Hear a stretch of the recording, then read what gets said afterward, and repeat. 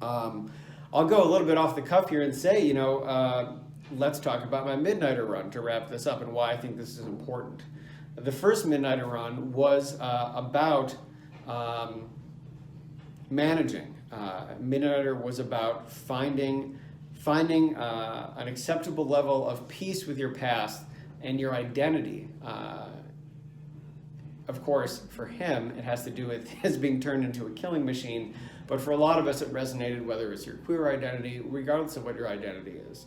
And so I think the first arc was successful because he was challenged by Prometheus as someone who used that need Midnighter had to be accepted for who he is, to be okay with who he is.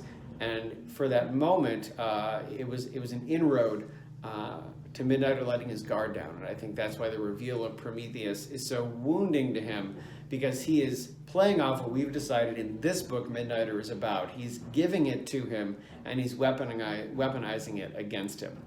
When we talk about our second arc, I will admit I think is weaker.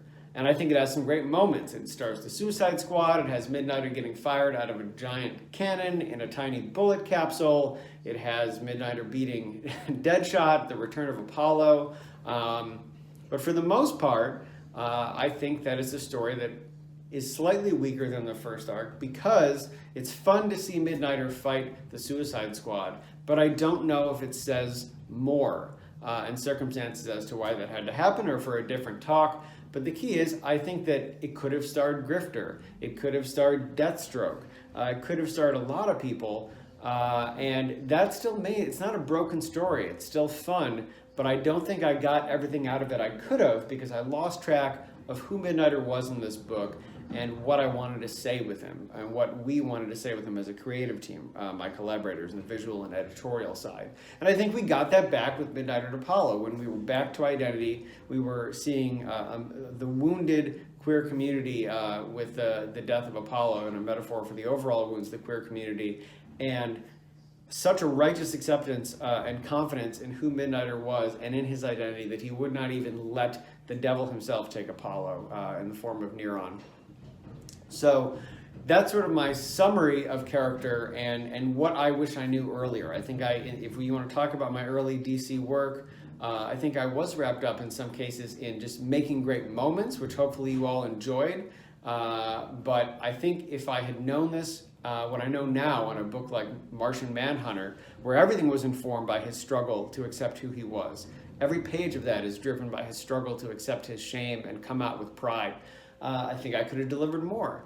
And if we're here to talk about craft, this is what I would wrap this up with. Know this now. Learn from where I've made some missteps, whether they be slight or huge, that's up to you.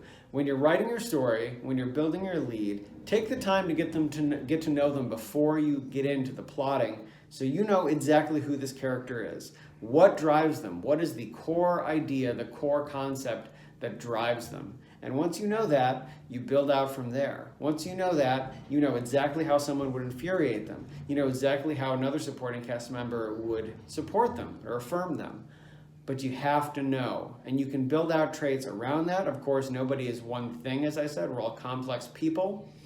But if you're working with especially with these like iconic characters, decide what they're about. Decide what you think they're about. Don't worry about there being a right or wrong answer if you're doing licensed work, because obviously many people with characters that are 80 years old plus have different perceptions about what these characters would be about. But your job is to know what that answer is for you, to deliver it, and then build out from there with a story that challenges that concept so that when those characters find victory, it's not just a fun story where a lot of things blow up or someone gets punched in the face in a very memorable way. Some would say that's most of my career.